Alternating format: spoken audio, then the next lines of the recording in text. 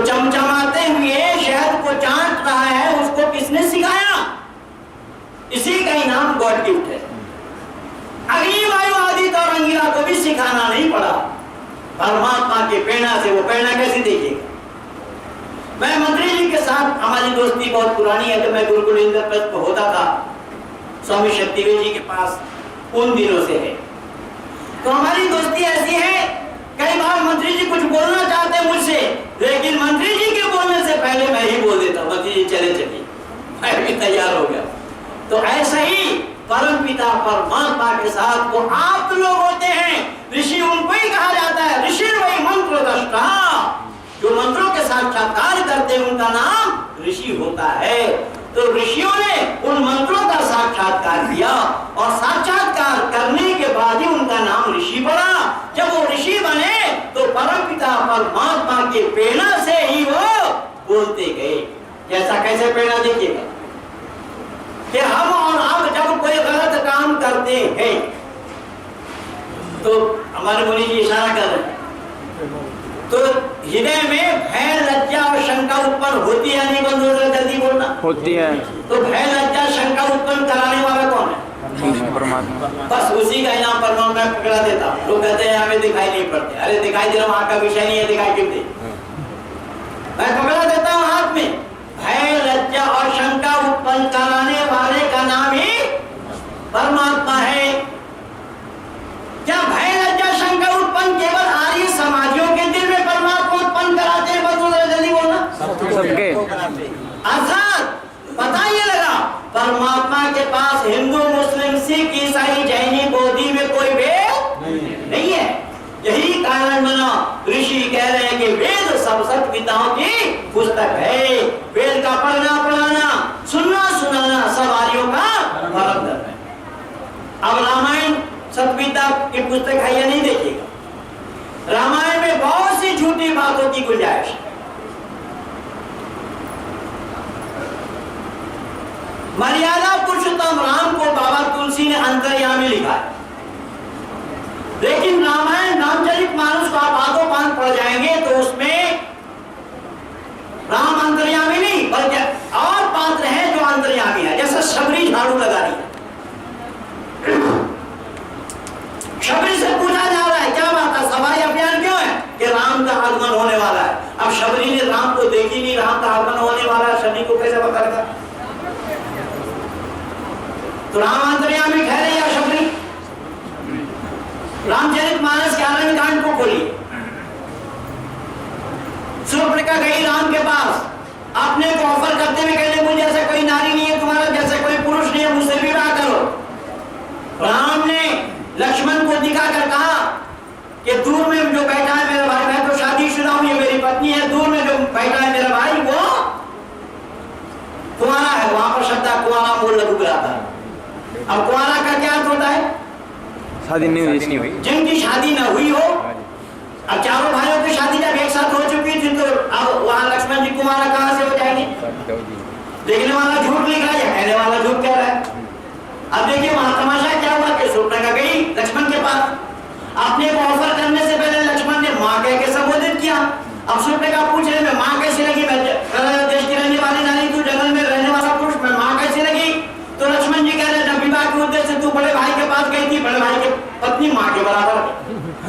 तो क्या राम ने शादी कर ली थी? नहीं। तो बड़े भाई के पत्नी का राम पर लांछन लगाया जा रहा है कि नहीं लगाया जा रहा है? लगाया जा रहा। यही कारण बना कि ऋषिवर देव दयानंद ने वेद के सिवा अन्य किसी भी पुस्तक को ईश्वरीय ज्ञान नहीं। वाल्मीकि को उठाइए, वाल्मीकि ने भी लिखा देशे देशे कलित्राणि देशे देशे च बंधुआ तंतु देशे न पश्यामि यत्र भ्राता सहोदरा।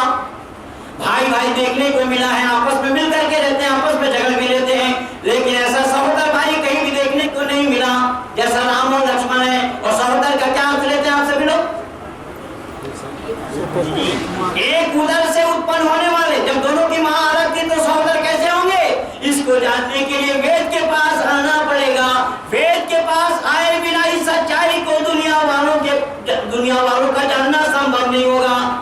यहाँ पर सहोदर जो बोला एक माँ के उदर से उत्पन्न होने वाला नहीं, माँ के उदर में उत्पन्न होने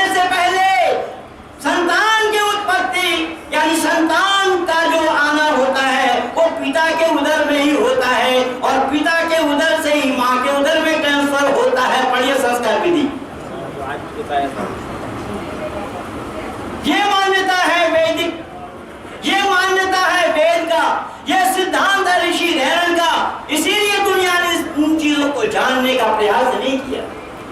तो मैंने निवेदन किया, धन्यवाद दीजिए ऋषि देव दयानंद को। उन्होंने दुनिया वालों को कहा, ऐ दुनिया के लोगों, वेद को अपनाओ। क्या करो? वेद को अपनाओ, वेद की शरण में जाओ, वेद को अपने आचरण में उतारो, वेद को जानो। वेद से ही परमात्मा का जाना संभव है। लेकिन दुनिया के लोग वेद को छोड़ते चले गए। दुनिया के लोग वेद को छोड़ते चले गए, परमात्मा से भी दूर होते चले गए। इसका मूल कारण यह है, और मैं इसके लिए दोषी मानता हूं आर्य समाजियों को। क्यों? जब हम श्रेष्ठ अपने को बोलते हैं, बतलाते हैं, तो श्रेष्ठ लोगों का काम क्या है? श्रेष्ठ लोगों का काम यह है अंधकार को दूर करना।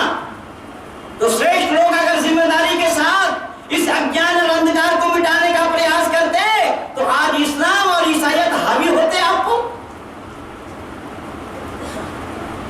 कैसे हुआ कि हमने खुद ही जानने का प्रयास नहीं किया, हम दूसरे के अंधकार को दूर कहां से करें?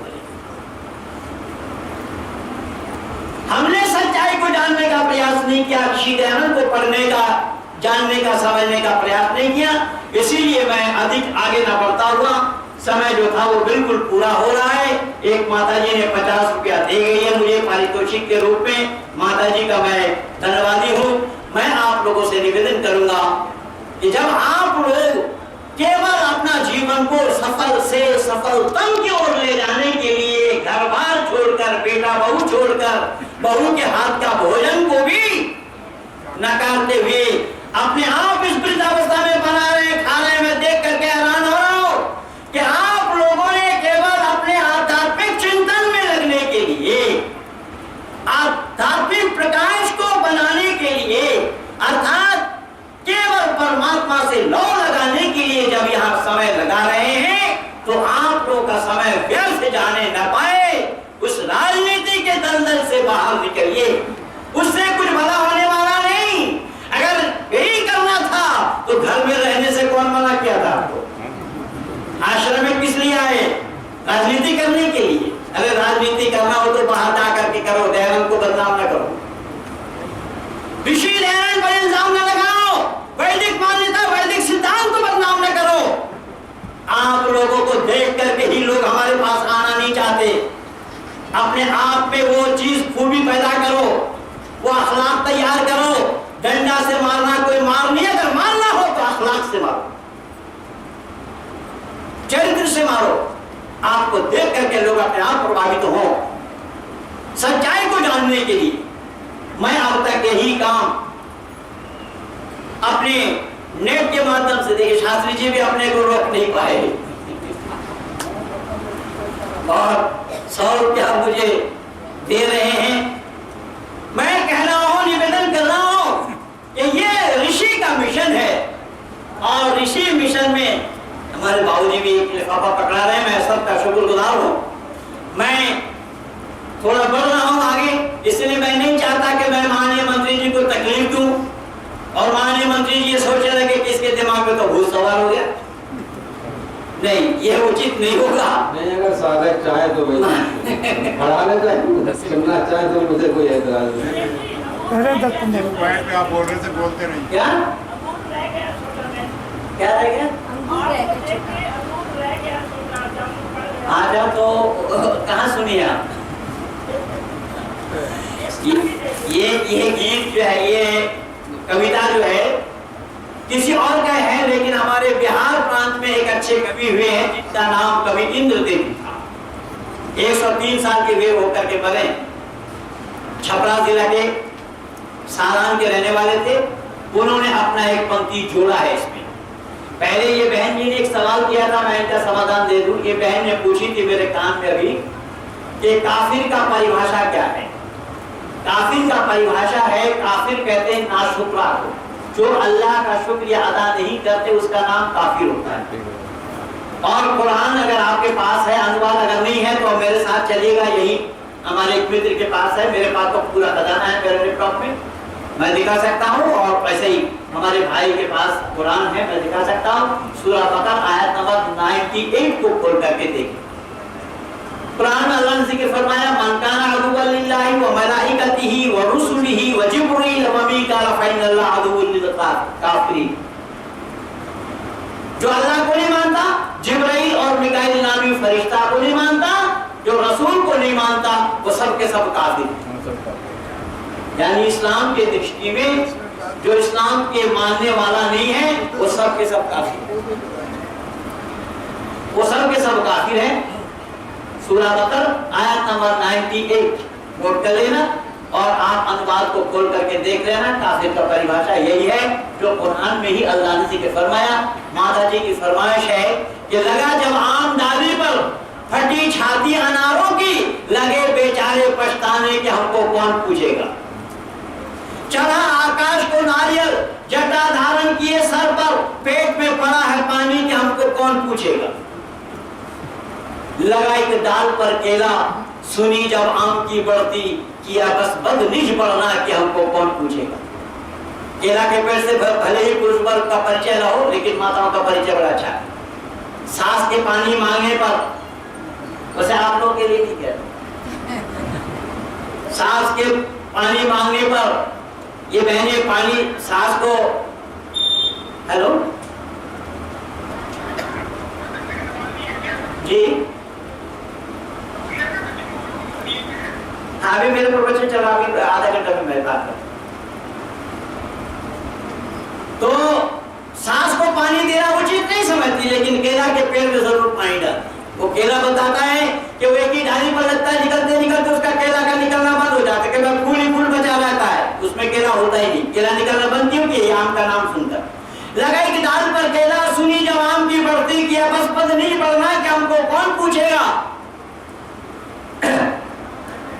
हुई जब आम की शोहरत, तो वह जल बुन गए जामुन, इसी से हो गया काला कि हमको कौन पूछेगा। जामुन का रंग कैसा है? काला है। अरे आने वाला है सीजन, देख लेना। बेचारे संतरे ने जब सुना यह शिकान आमों का, कलेजे के हुए टुकड़े के हमको कौन पूछेगा। अब संतरा का सीजन है, देख लीजिए, ये कुछ अलग अलग हो जाता है, क्यों? आज आम का नाम सुनता है। बढ़कर क्या करे हम, यही अंगूर ने सोचा, इसी से रह गया छोटा कि हमको कौन पूछेगा। माता जी यही सुनना चाह रहे थे। अंतिम पंक्ति में कवि इंद्रदेव जी लिख रहे हैं, इसी भांति दयानंद की हुई जब दुनिया में शोहरत, तो विधर में पड़ गए फीके, कहिए हमको कौन पूछेगा। इन्हीं शब्दों के साथ अपने वाणी को विराम दे रहा हूँ।